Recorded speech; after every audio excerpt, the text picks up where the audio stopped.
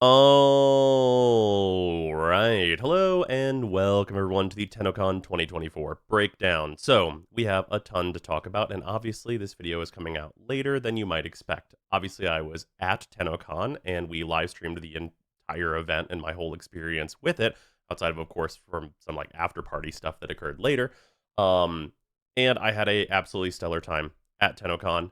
Obviously, following being in Canada for Tennocon, I had to fly back, and upon returning, I had COVID, which I'm still kind of recovering from. Apologies if my voice isn't great here, or if I accidentally don't edit out any coughing. With that, though, we have a lot of information to talk about and a lot of things to go into that I'm very excited about. And I think the Tennocon 2024, just to get it out of the way straight up, was absolutely incredible. I think it was the best event that they've ever held. And I literally cannot wait to go next year, as they've already announced the dates for July 17th and 18th, I believe, for next year. And I am absolutely planning on doing that as it stands currently.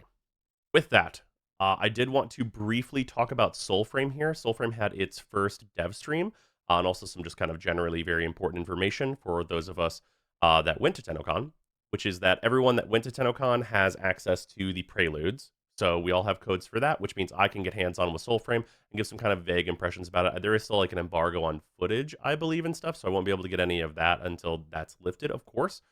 But everyone won't have to wait long until that is actually going to be out, because that's going to be fall 2024, which is not too far away. So we can be, expecting to see kind of much, much more Soulframe whenever we are actually allowed to show it, of course.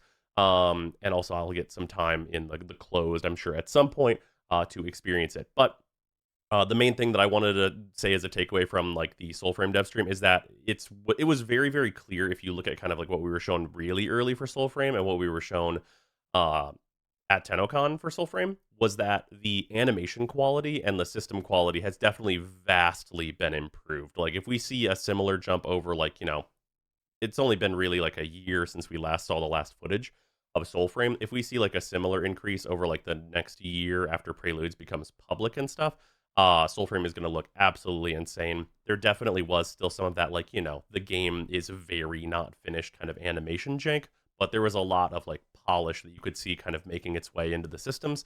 And the character creation stuff that they showed off seems incredibly interesting, especially from a storytelling standpoint, to kind of like give your character like a built-in family. Because, of course, a lot of the themes of the game are like all that ancestry and stuff of that nature. Seems really interesting. Made me even more excited for Soulframe than I was. And it's a game that I think has a lot of interesting things that are very much a counter to Warframe going forward, which is maybe going to be good and bad, but we'll talk about that another time. With that, that's all the Soulframe discussion out of the way. Let's talk about Tennocon 2024 proper. So, things that I have not done. I have not gotten on to go check out the relay that is still up. That is like the mall relay that we can go around and explore. There are some interesting things there. It's kind of like a little preview of some environment stuff as far as I know. And that seems pretty interesting. Also, there's a Gordon Freeman standee somewhere, which is a bit odd, and I don't know what that means for America. But that's interesting, and we'll see where that stuff kind of goes. I'll check that out probably on stream later. But that is like a thing that I have not looked into specifically yet. Just talking about the news that we got at Tennocon, though. Small note, we've seen the next heirloom, which is Rhino Heirloom. So we know what we are going to be getting next. This does notably follow the order that we thought that we were going to be getting. So that's probably good news for those of us that especially like the much older Warframes. I do think that just based on the concept for Rhino Heirloom, that this looks very good. This seems like very cool. It actually kind of it gives me this weird feeling of being like a more premium version of the Palatine Deluxe skin. I don't exactly know why that is, because there are some pretty distinct differences between the two skins, but it really gives me that vibe of this being like almost the Palatine Deluxe Prime for some reason. But I think it looks very good. Obviously, it's not an in-game model, and we'll have to see it whenever it actually gets in-game. But, of course, all three of the heirlooms that we have so far are absolutely knocking it out of the park. So I don't expect anything different for this whenever this comes around. So that's stellar. Small updates. Cross save trading is going to be expanded to like be easier and like less like friction, which they didn't really go into any big details about that, but I did just want to note that here. And then Tennocon proper, we have 3 big updates to talk about and their release dates for basically all of it. Starting with the Lotus Eaters. These are all in order of what we're going to be getting. So the Lotus Eaters is going to be kind of a just story quest that's going to be setting things up for 1999, and obviously, given the preview image for it, is going to deal with the Lotus more specifically, who has kind of been just, not a part of a lot of the story so far. So it's definitely going to be very good to have the Lotus kind of get another spotlight after kind of the cliffhanger, really, that we were left with at the end of the New War. I do wonder if this is going to be the Lotus disappearing again, like with the man on the wall or something. But we'll have to wait and see. This is going to be August, so we are very close to this already. And of course, you know, more story, like the story stuff that we've been getting in Warframe has been so good that like I'm very interested to see where they're going with this, and just that we're getting that more interaction with like more of the characters that kind of should be interacting with this, because like, the man on the wall and the Albrecht stuff and the labs and things, the Lotus not being a part of that really didn't make any sense, but her being kind of brought in as a figure who should know about this stuff, I think is going to be very good. In addition to that, of course, we have our next Prime access, which is going to be Sevagoth Prime, actually. We're not getting Zaku. So Zaku, I guess, is going to be saved for a later date. But Sevagoth is kind of a relatively large skip. I think this is a 4 Warframe skip, I believe it is. And he looks great. I think that he looks very good. I believe his design is from Liger, I believe. And he looks really nice. I do hope that this comes with some kind of quality of life updating for Sevagoth, as I would say the best build for Sevagoth currently probably drops his 4, which is kind of a weird place for any Warframe that has like an exalted form or anything else to be. But Sevagoth is like, he's solid, so I don't think anything is going to be like a big problem with this Warframe or anything like that, and the Prime will likely be pretty well received, especially because he is coming with the Epitaph Prime and also the Prime accessories with Nautilus Prime. So with these two things, like the Epitaph is already like a mainstay, incredible weapon that is both amazing for new players and also useful at like the far, far late game. So that's almost certainly just going to be a hit. And Nautilus is one of the best Sentinels in the game. Just like the grouping that's provided by Nautilus is incredible, and like people are just going to want to upgrade from regular Nautilus to Nautilus Prime. And for people that don't want to interact with Railjack, you won't have to in order to get Nautilus Prime. So it's kind of a win all the way around. I do think that these are probably weirdly the winners of this PA, more so than Sevagoth, which is kind of a weird place to be in, but I think that's where we will end up. That's all we know so far about the Lotus Eaters, which is going to be coming in August. But I do think that this is probably not the last we've heard of this. I would not be surprised to see us get another big chunk of news about this one, as it's the one they spent the least time talking about.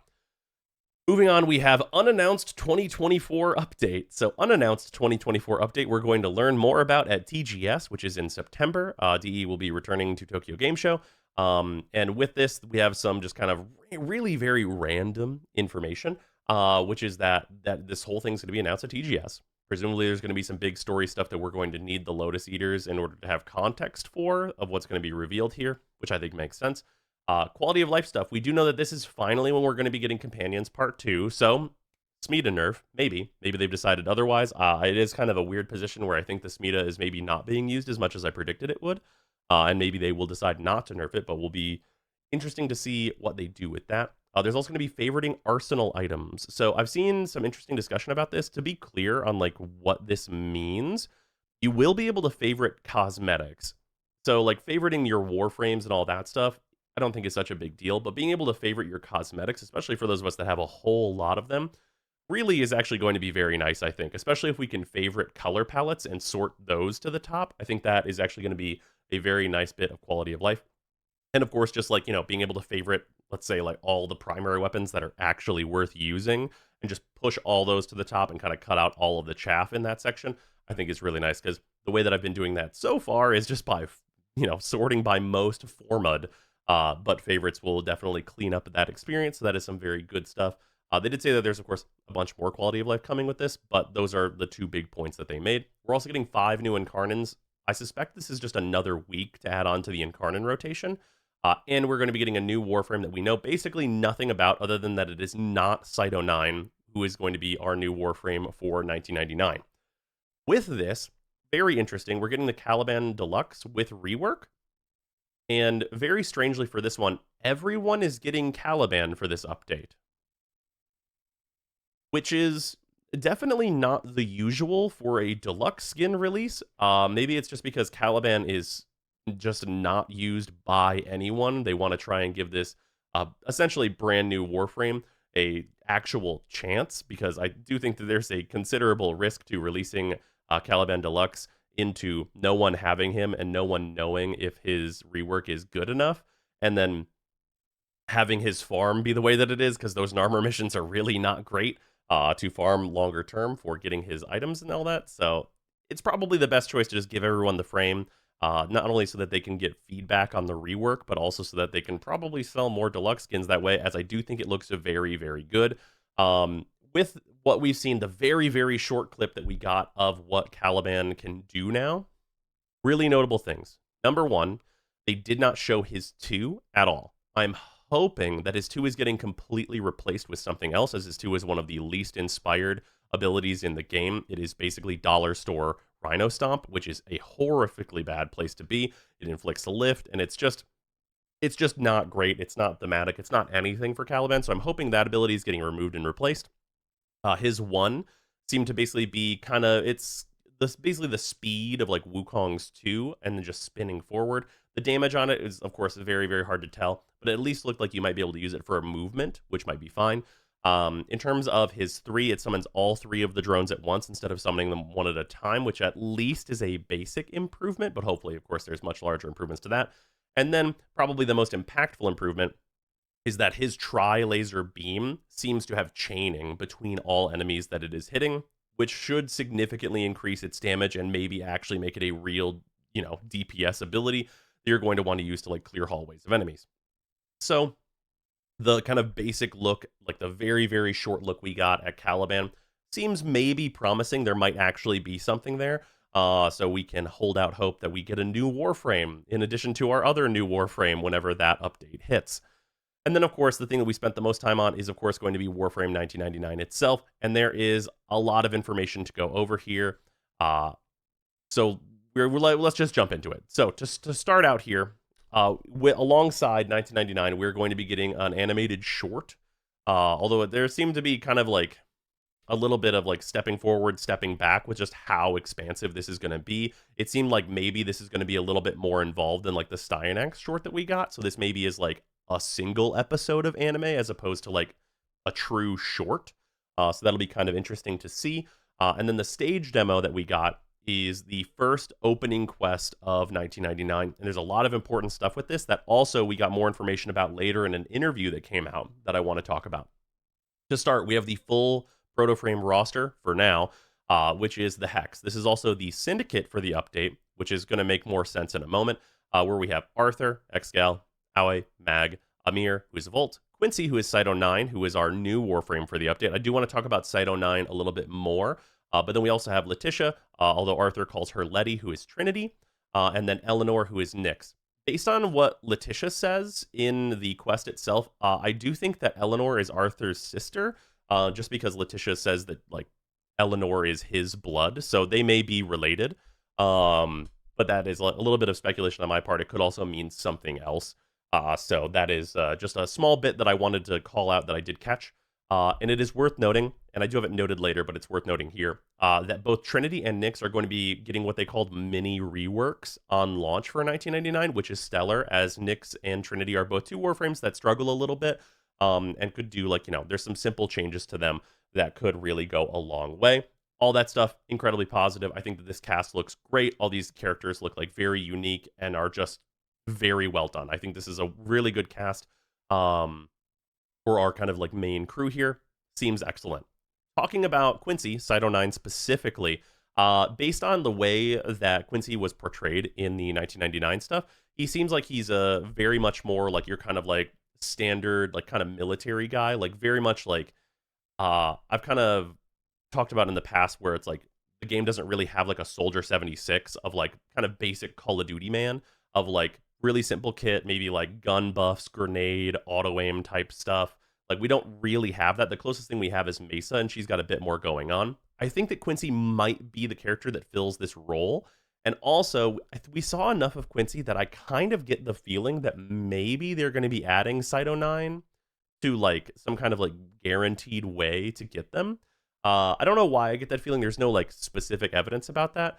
But he seemed like he was getting a little bit more than some other characters. And that might of course just be because he's a new frame, a new set of powers for people to see.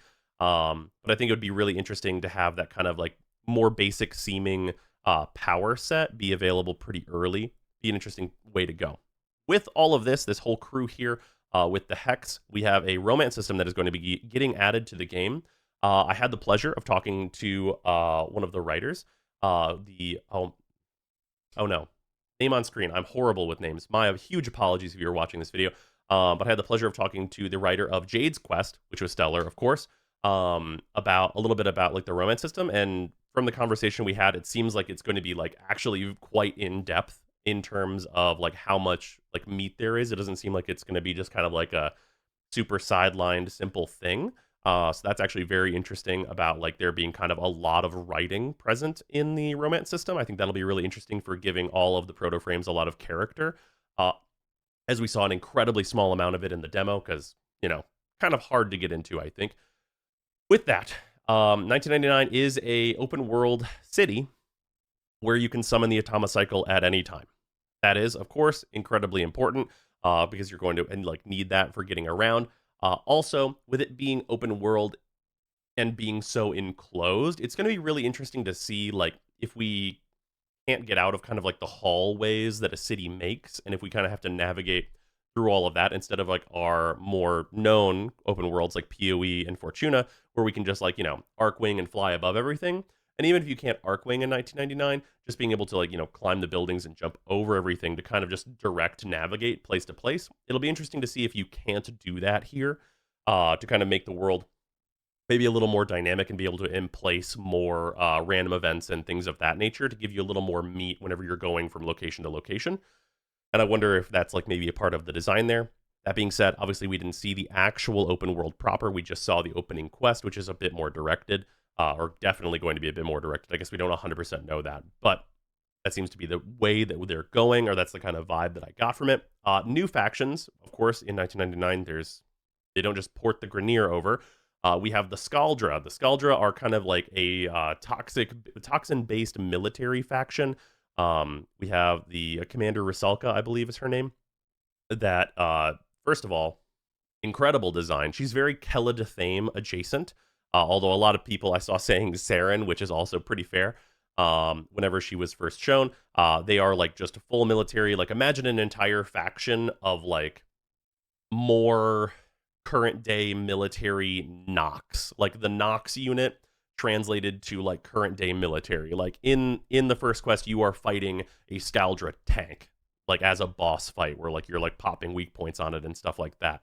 I think that is like really interesting. Like feels very different from what you'd get out of like just the Grineer, and I think this is like really good to have a faction that feels very unique. And then with that, we did see a little bit of the 1999 Infested / the Tech Rot. This, we did not see a lot of it. There was like, one little like a suicide bomber little Tech Rot infested that we saw that was kind of new. But we saw very, very small amounts of this. A lot of like, just visually different leapers and things of that nature is really what we saw in large part. And then at the end of the demo, basically we see like a large infested kind of regurgitate an actual Excalibur. And this is the really important bit, because this is where the 1999 quest part ended.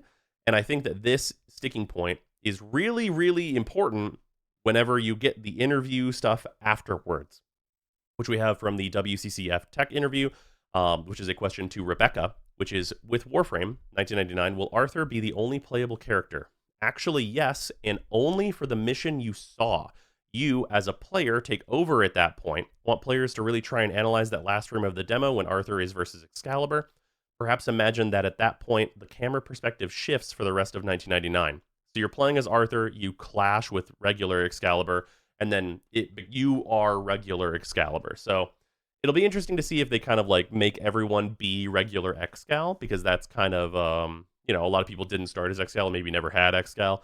It'll be interesting how they're going to like get this shot consistently. Maybe they'll just give everyone Excal if you don't have one. But it'll be very interesting to see Like basically the TLDR is that this is you. This is us as the player that's like having a showdown with Arthur, and then this is like our entry into 1999. So we are via some infested device going to be going back in time, it seems. So yeah, that's going to be pretty interesting to see where that goes. I think because of that, like what we saw with Arthur and the setup for the hex and all of that flavor, we only have the side of this quest that is like the flavor of the world, a couple introductions to these different, the proto frames, which is all very interesting. And we have none of the story on like how things are going to stack up with like how Albrecht is involved, what Albrecht is doing, how are we like exactly getting there, and like what is our mission while we're there. Like all those things are still questions that are up in the air that maybe we're going to get a lot more about in Lotus Eaters. But I think it's all very, very interesting. And it's also definitely interesting that we're not going to be playing more as Arthur, as I think that was definitely a lot of people's impression whenever we first saw 1999 stuff, is that it was going to be very Arthur based, but it seems like that's not going to be the case. Though, for those of us that want to play as Arthur, and I know I certainly do, there is going to be a bit more to talk about in a moment for that. With that, from that end of the 1999 segment, we did cut to the infested liches. So we have the infested liches here, who are, I would say considerably more unique than the liches that we have from the other factions. They're very visually different, and I would say much more interesting. These are triggered in 1999, and then you will fight them in like the kind of current day, let's say.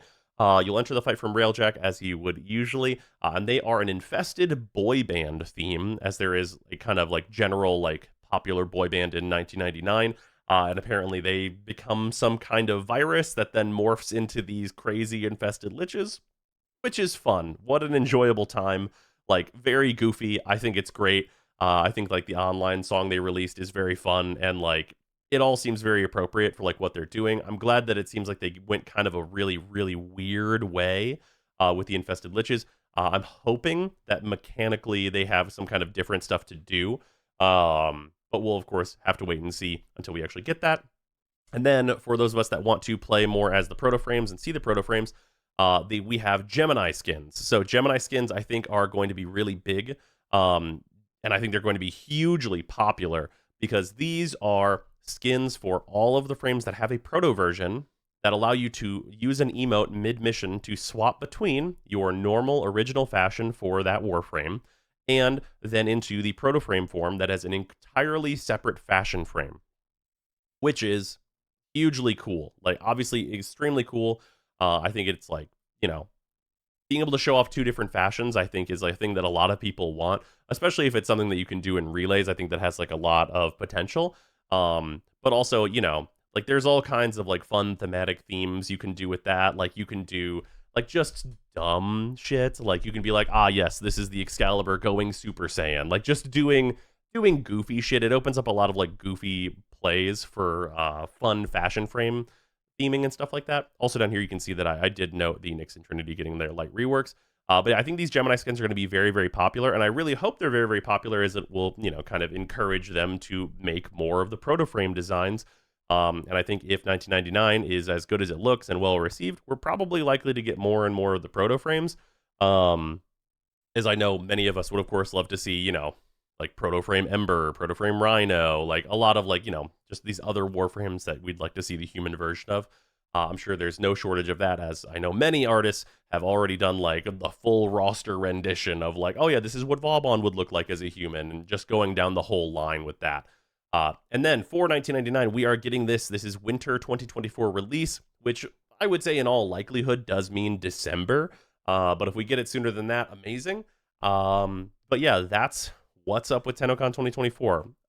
Extremely good. Like, I mean, I think we're going to get a bunch of dev streams full of like interesting quality of life and stuff. Pablo seemed like very hyped up to do like a lot more changes and like just different things for like, more sweeping change for the game, as like he's been doing, which has been very successful, I would say, so far. And I am very excited to see where everything goes. We're going to get to like, try Soulframe out, get a bunch of new updates for Warframe, get a bunch of stuff going, and I'm super hyped. Like everything like kind of went off with basically no hitches. There were small technical difficulties at worst at Tenno Live, and yeah, it was all stellar. The worst thing I can say is that I got a honestly relatively mild case of COVID at the con, and you know, that's probably my fault for wanting to meet everyone and say hello to everybody. So, you know, that's what's up. But yeah, Tennocon 2024, absolutely stellar. Had a phenomenal time. Also, for those of you on YouTube, obviously I have been just like missing for a while. As an update for that, I've been doing the Streamathon, which before Tennocon and doing all that stuff, IRL live streams and stuff, I've been doing 12 hours of streaming and then 12 hours of resting and then like just doing that back and forth perpetually for literal weeks. And that's going to be starting back up. I'm going to try and do more videos while I am doing that, so that there is content over here on the YouTubes. But yeah, that is going to be occurring once that starts back up. That's going to be occurring for the foreseeable future. So if you guys want to catch more Brozime content, then that'll be the primary way to do so. 12 hours of content every day should be enough for everybody, I hope. But yeah, that's going to do it for the video. Hopefully you guys enjoyed it. If I missed anything, let me know. Tennocon was packed, and I don't think I missed anything super important. But yeah, that's what's up. But yeah, thanks for watching, everybody, and I will see you tomorrow. All right, we're back from Tennocon, and the Streamathon is going to continue. But there will, of course, I will try and have there be videos as well as the Streamathon at the same time, if I can. Also, thank you to the $10 patrons, Athean, Alex Parnham, Arbiter Daydream, Benuven, Brutus Salazar, Canalatra, Clubworld 3, Dylan Dworsky, Athrain, Afan, James Hearthstone, JC4 Science, Josh, Luzanth, Malik X Williams, Mark Smith, Mikakel, Minty Ginja, Mitchta, Nerve, Ruby, Sanyu, Skur, Sharp247, Tamrielic Wastelander, Tester ZWP, The Coupon of Death, Tomeworm, Victor Palmer, Waifu Wars, Wowdata1, and Sarah Fear. And of course, all of my other patrons as well. It is incredibly appreciated for all of your support. But yeah, we're gonna try and keep the videos a little bit more regular while the Streamathon continues. And of course, we do have a free-to-play through coming soon.